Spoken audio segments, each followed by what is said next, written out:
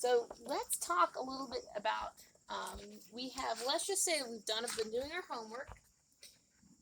He's such a good dog. We've been doing our homework. We have been conditioning him to leash pressure or putting things over him, on him. We've been doing it every time we've been putting a collar on him, anytime we need to put a leash on him. So now we're ready for the next step. So now what we actually need to do is we need to condition the dog to the pressure of the slip lead. So I actually did 12 minutes of the session already, but I ran out of memory, which I'm kind of mad at myself. So what I'm going to do, I'm going to do a couple things. So the first thing I'm going to do is we're going to pretend we're putting this back on and back off. So if I'm doing my homework right, this is what it should look like. Obviously he shouldn't be running. He shouldn't be panicked. He shouldn't be confused. You see how he's sitting by. He's ready for work. He's standing by for the next cue. He's still a little thrown off by this, but it's not a big deal. Now, because I am dealing with a little bit of a special case, I am not really worried about the proper way to put on a slip lead and apply it necessarily. Because what we're doing today is I'm fully expecting him to run in front of me, behind me, all that stuff.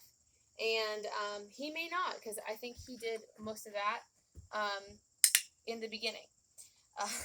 That you're not going to see. So I realize that is a detail that I probably shouldn't be overlooking as a professional. I think that unfortunately, especially when we're dealing with rehabilitation and conditioning and getting dogs kind of prepared for real life, when I get to the point where I am doing more of the leash walking, I am going to worry about that more. Right now, I am not.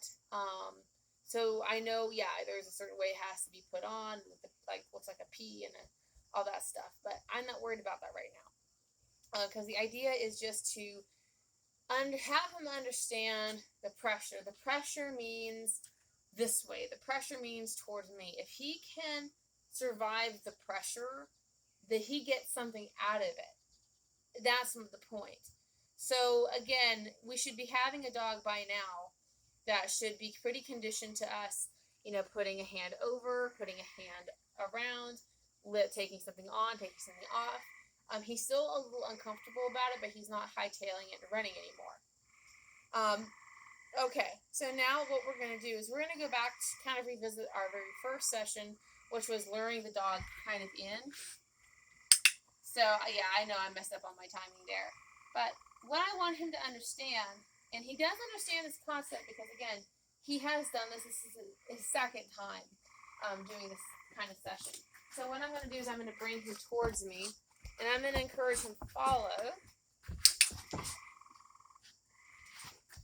So what I'm going to try to do is I'm going to mark when I have to put some kind of pressure through the leash, right? So if I'm walking and I'm bringing him forward, I'm going to mark every time. So he does pretty good with that. There's not a lot of confusion. So what I'm going to do here is I'm going to actually walk him in front a little bit. I'm going to turn away. So that was a little bit different because you notice that he kind of stalled. I'm going to walk back.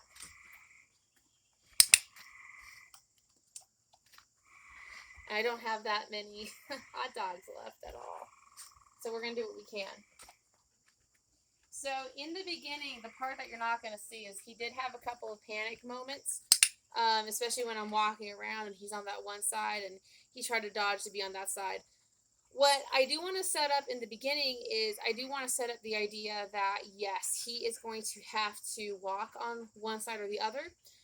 The reason why I'm doing the left side right now is, if he does, if we do any competitions or anything, most of our stuff is going to be on the left side. So that's half the battle, right? I love how patient he is. He's such a good boy. He really is.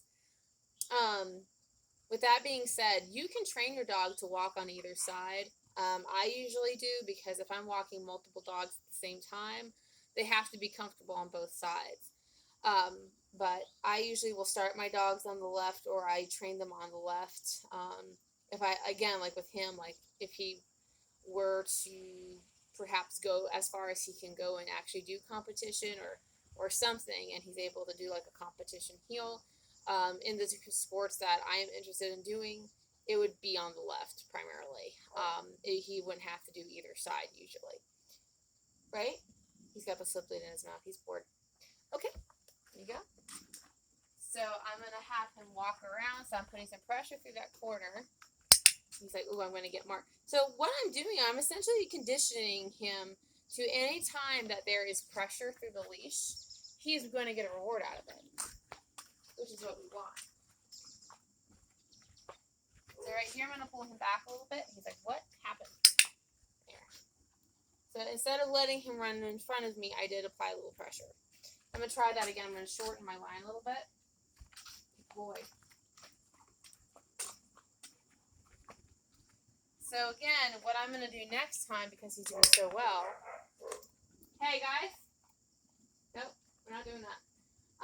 Because he's doing so well with this, what I'm going to do is we're probably going to do more leash walking and talking more about that and working with more distractions since he's doing a really good job. Okay, PC, that's enough. Yeah, having multiple high drive dogs that are jealous of each other, that can't go wrong. So the last thing I'm going to show you guys, because I'm running out of treats and I don't want to set this dog up to fail. Oh boy, excuse me. I work with a lot of girls. It's not personal. Okay.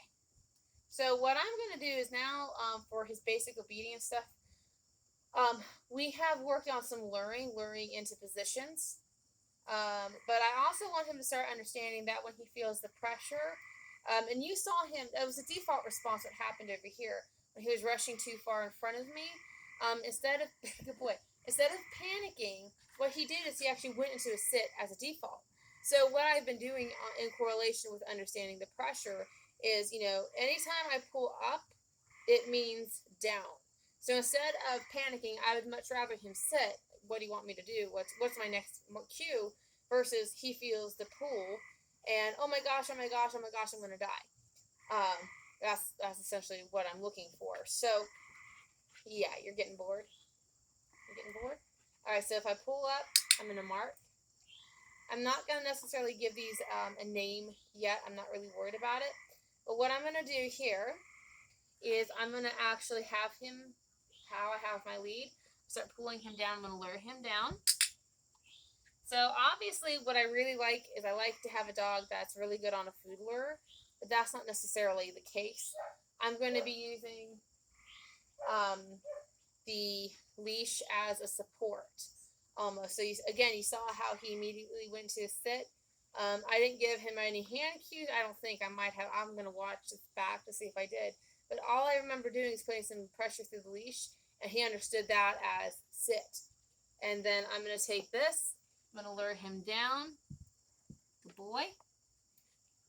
And now to put him back into sit, I'm actually going to lure him, but pull my hand up, both hands. Good boy. Yes, I think I got one more cookie for you. There you go. All right, so that's pretty much the end of the session.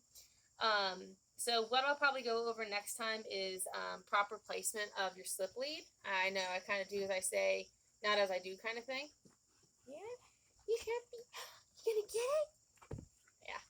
So should you be letting your dog play with the leash? It doesn't matter, in my opinion. It's probably not a great thing, but since, I didn't think that far ahead. I don't have a tug for him.